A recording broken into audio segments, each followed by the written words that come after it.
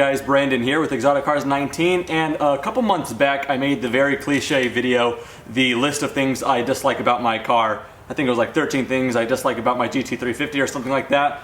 And as expected, people took it the wrong way. I made the video before with the BRZ, and I didn't think I'd be making the video with this car, but every car has its little nitpick things, and obviously if you watch the video, it's only a compliment to the GT350 because it took forever to find the little nitpick things to make that video on. But of course, I made that video because I knew people would watch it, so can't blame me much. But instead of responding with another cliche video of things, the list of things I love about the car, the things I love about this car are such that I just think people with the means to should buy the car. So instead of the list of things I love about the car, no, if you have the means to, these are 9 things or 9 reasons why you should absolutely buy a GT350. But the reason this video in particular is going to be titled why you should buy a GT350 is because the GT350, of all other cars that I could think of on the top of my head, is not a one-trick pony, pun very much so intended.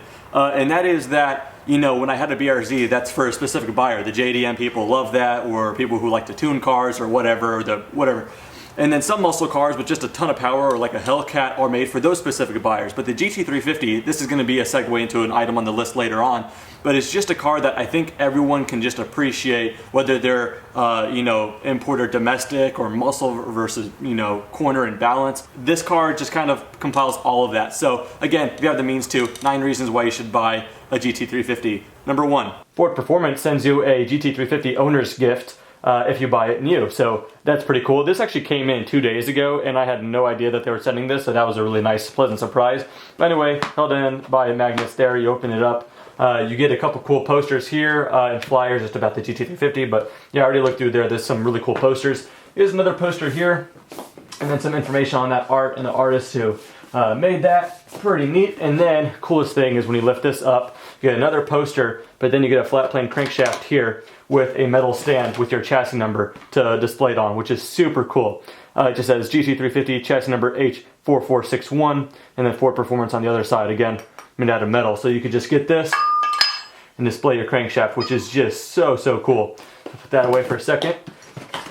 Also, you get this DVD. I have not looked at this yet. I don't know if this is just information on the development of the GT350, but they know my chassis number, so maybe this is highlighting my specific build. Not too sure. And a couple more flyers just about the Ford Performance Racing School, and then another poster here. So the fact that they sent this to the owners, and I had no idea it was coming my way too, is just so cool. That's just something that I'm definitely gonna not keep in the box. I'm gonna display that crankshaft, but just so cool to hold on to this just for remembering that day. So anyway, thought I'd share that. Reason number 2 on why you should pick up a GT350 is what's under the hood. It's a dying art. This, as of now, is the most powerful naturally aspirated engine Ford has put together, and I have hopes that it's going to stay that way for a long time, maybe ever, I don't know. But if the GT500 comes out, that might use the same engine, which we'll talk about in a second, but just a supercharged version, so it will lose the naturally aspirated claim to it or whatever. So the actual engine is a big displacement flat plane crank V8. So I'm sure I sound like a broken record, or if you guys have seen other videos with the GT350, that's the big selling point on this car.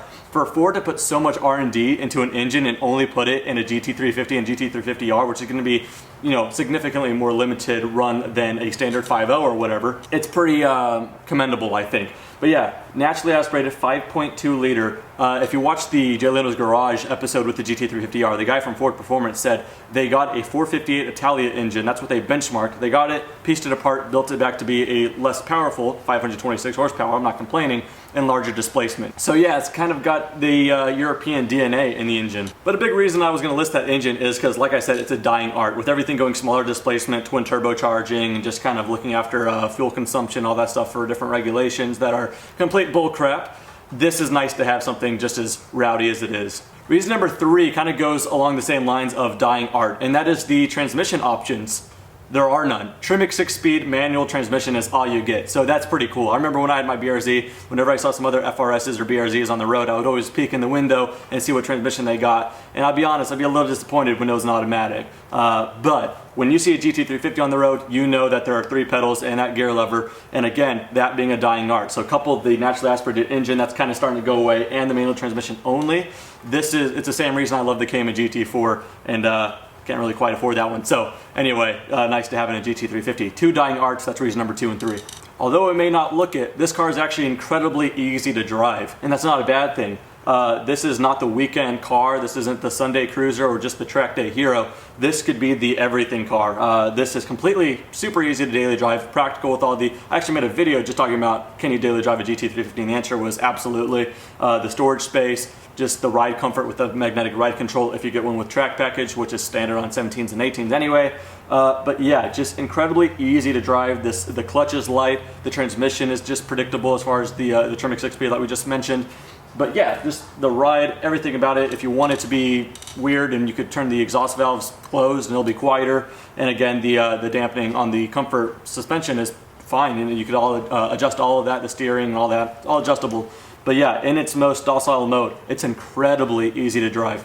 Now the fifth reason is it's exciting to drive. I don't want you guys to be scared from the last reason that, oh, because it's easy to drive, it drives itself, or it's just not exciting. Not at all. You go ahead and just put the exhaust valves open, you put the steering to its stiffer form, or you could even make the suspension stiffer as well, but you can just transform the car to just be an absolute riot. Still completely fine for the road, not anything too crazy. That could be track suspension can make it too stiff, but everything about the car in sport mode or whatever is incredibly exciting. The exhaust sound and all this stuff, and best of all, you don't have to be at 100% intensity to enjoy the car. Even though it prefers to be revved out past 4,000 RPM to really get the torque in, you don't have to be on it all the time to enjoy it. Just cruising around, making that sound, it's super easy to heel toe and all of that. So yeah, exciting to drive, on track, on road, slowly, quickly, all of it. On any road, straight, curvy, you get the point. It's incredibly exciting.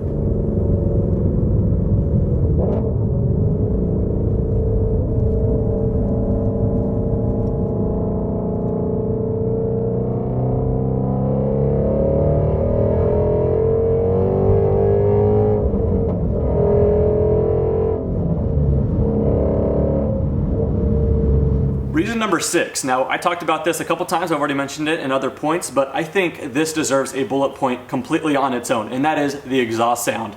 That is a good segue talking about from the engine to the exhaust, but we skipped a little bit. But yeah, the exhaust sound deserves a bullet point on its own, just a complete mention of that. It is fantastic. Obviously, any big displacement V8 sounds like a big displacement V8, but this one's got a different tone to it, like I said, because of the European sourced flat plane crank V8. But the unequal length dual headers don't make it sound like a linear Ferrari, which I love that sound, but I wouldn't want this to sound like a Ferrari. This is a GT350 after all. Some people have said it sounds kind of like a Roush in its raspiness, or above 3,000 or 3,500 RPM. Sounds a little rashy, or Roushy. I would agree with that. But yeah, just a super, super, I don't know, menacing sound. In fact, I've only seen one other GT350 on the road while driving this one, and with my windows down, I heard it and I knew exactly what it was, and then I saw him pass me. So super distinctive, that's for sure, but fantastic exhaust sound.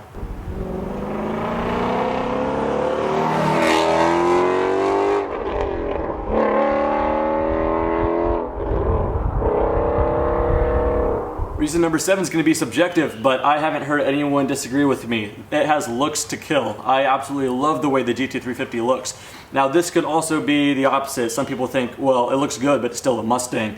And I've heard so many people say that they can't justify purchasing a GT350 because at the end of the day, it's going to be on the road and have the road presence of a Mustang to most people who don't know about cars, or maybe 50,000 something if they bought it used, which is still more than what people want to pay for having a Mustang.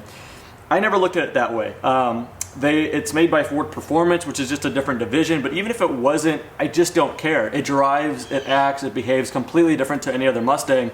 So what road presence it has or what other people can see, I never really cared. I could understand people do, but this to me has great road presence. Yeah, there might be like a couple little kids out there or whatever that won't know the difference between an EcoBoost and a GT350, or a couple soccer moms, but why would you try to appeal to that people? Just to appeal to yourself. If you like the way it looks and it's different to you, then there you go. But I am yet to leave the house and not get recognized in some kind of way. It doesn't have to be the crazy thumbs up and people following you like you would get in a supercar, but I have gotten a lot of people in different leagues of cars in the GT350 supercar level, and they all want to just give a thumbs up to the GT350, which is kind of cool. But anyway, back to that point, looks to kill. But that's a good segue into the next point. Reason number 8 is it's kind of a conversation starter. I would say more often than not when I pull into the gas station, and I start filling up. I just put it in automatic mode or whatever, and then I just kind of walk around. There's always someone, or not always, but I would say over half the time someone will come up. It might be a kid, maybe 12 years old or whatever. He wants to take a picture of the car. I don't think they would take a picture with a standard Mustang. So something about the car, they may not know what it is, but it appeals a bit more. So I've had adults, I've had kids, all males. But actually, never mind. One female who was driving a 5.0, 2013 or 14, gave me a huge thumbs up and rolled the window down and said, "That's nice." So yeah, it definitely captures some attention, but not anything in a bad way, like that's poshy or something like that you may get from another supercar. Again, who cares if that's the car you want to drive? So won't get too far into that, but it's a conversation starter. People want to ask what reeled you into this car. For people who know what it runs for and they keep up with it, they want to know why you got a GT350. They just want to talk to you. But me, before I bought this car, whenever I saw a GT350 owner or on the road, I would assume that owner knew what he was doing before he bought it, because it's kind of hard to accidentally buy a GT350. But I don't know, that's just kind of my good stigma about GT350 owners. Reason number 9, the last reason, kind of is a combination of the last 2 reasons in a way, and that is it has some good street cred, some nice street credibility. Not in the way that you would think. I'm not trying to toot my own horn here. Not like street cred like underground racing and you have the fastest car on the block. Not like that. I mean like when you go to Cars and Coffee and all that stuff. Actually, back to like the first thing I said in the beginning of this video, sometimes the JDM people are just JDM, where the muscle guys just want 707 horsepower Hellcats or 8 horsepower Demons, and they just want power, they just want balance or whatever. The GT350, in my opinion, is one of the cars out there that I think everyone can just like and respect, even if they don't want to buy it for themselves. And then again, the reason some people don't want to buy it for themselves if they can afford it is just because they don't think it is prestige enough or whatever. But the street cred on this, I have had a lot of people in a ton of different cars give me the thumbs up, like I mentioned before. I've had a couple different people flash my lights and give a thumb, or flash their lights, give a thumbs up in Nissan GTRs, which is kind of cool. I've had people in other Mustangs, obviously that's a gimme. People in WRX, STIs, all that kind of stuff. People just want to give thumbs up. So all the way from the JDM to this to that, and Ferrari people as well. All kinds of people just like the GT350, even if they don't think they're ready to pull the trigger on it just yet. When someone else is driving it, they're glad to see someone else live through it, and they could just observe that. Maybe that's the point of this YouTube channel. But anyway, those are kind of 9 reasons I thought to myself, aside from just reasons I bought the car, which are kind of highlighted in this video. But I just thought if you had the means to, I just think those are 9 reasons that maybe you should look into a little bit further. They're only going to be made 16, 17, and 18. I don't know how they're going to do in the value or whatever. I surely didn't buy this as an investment, but yeah, we'll see what happens. But I don't know, this could be kind of weird. Like, I mean, the earlier Fox bodies and all that stuff are starting to go up. Who knows what Ford's gonna do? Maybe they'll make this more valuable by making everything twin turbo or hybrid or whatever, and these are gonna be the last of the brash cars. Hopefully not, but anyway, it'll be fun to look and see what happens 10 years down the road or whatever. But anyway, that's it for this video. I always don't know how to end these videos, and I drone on and on. I keep on yapping, so I'm just gonna roll out of the shot. See you guys next time.